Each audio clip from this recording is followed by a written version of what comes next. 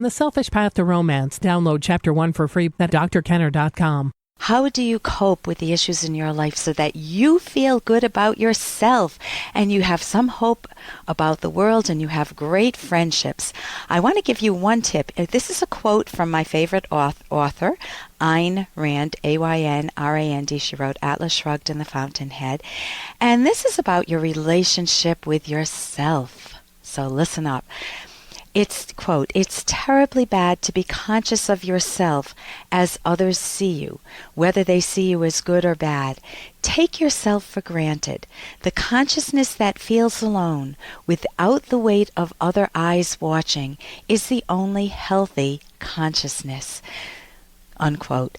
So your mind, we can go through life feeling, oh, I wonder if I'm good enough. What will Judy say about me? What will Sam say about me? What will Uncle Harry say? Or what will my parents say?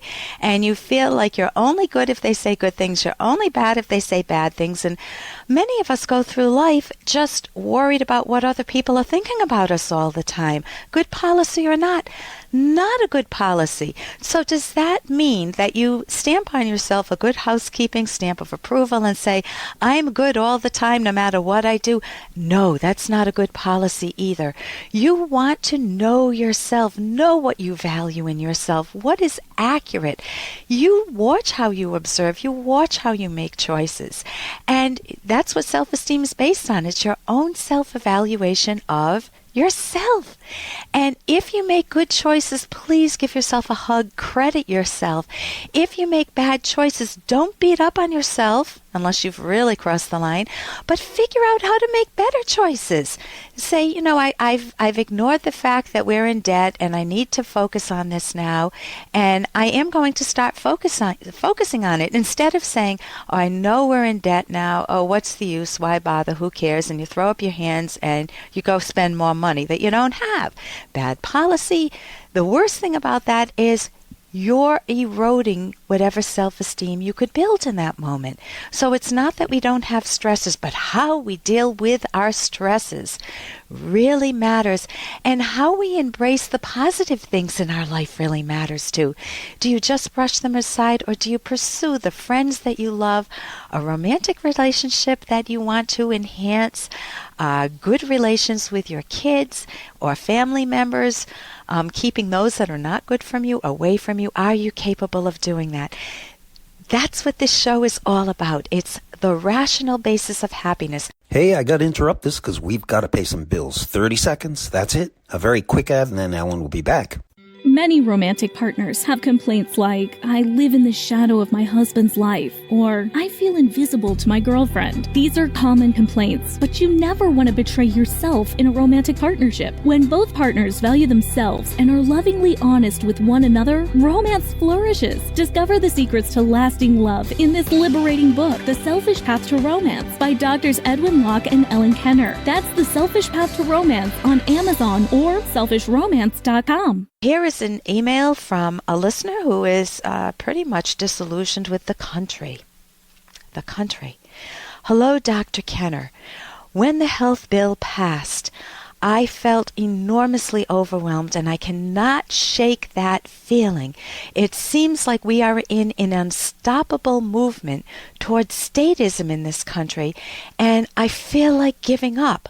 Thank you for taking the time to read my email. And this is from Joe. Joe, I understand what you're feeling. I didn't know how to fight the battle. I felt like a person in an abusive family with all the skills I have who just didn't know what to do, what to say. I felt like it was a lost cause. And it's understandable to feel that way initially because your mind does need to integrate how serious this threat is to our country. Number one, it is not a health care bill, and I never want to call it that.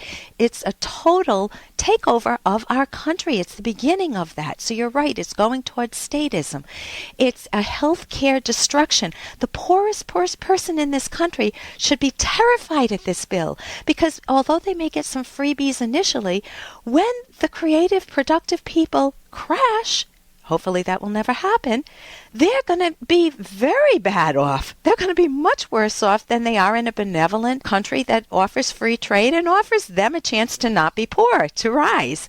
So that is very damaging. The battle is actually in your own soul.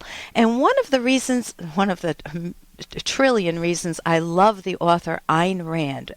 And if you haven't read Atlas Shrugged, read it, and it will help you figure out what's going on with the country and how to turn it around.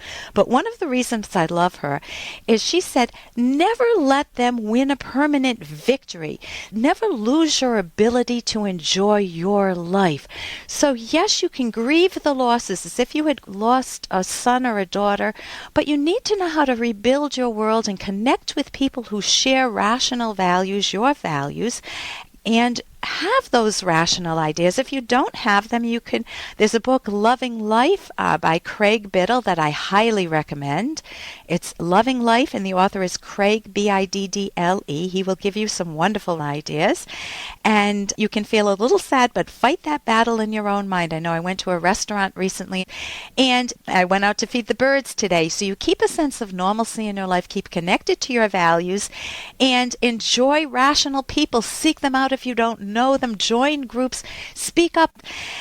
And when you do that, you will love your own life, and you'll be able to retain some of that sense of not just sinking into that abyss of making it feel like they have won, that the government official, the government bureaucrats have won. There are so many good people out there fighting the battle.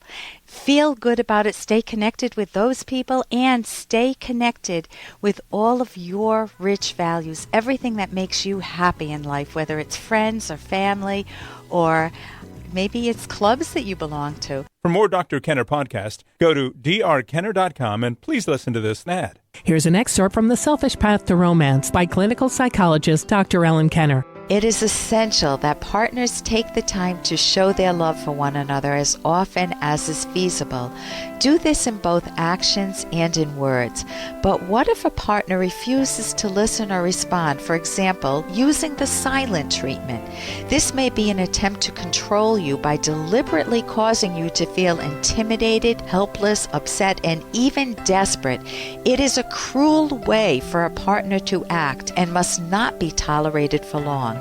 Either both communicate or there's no relationship.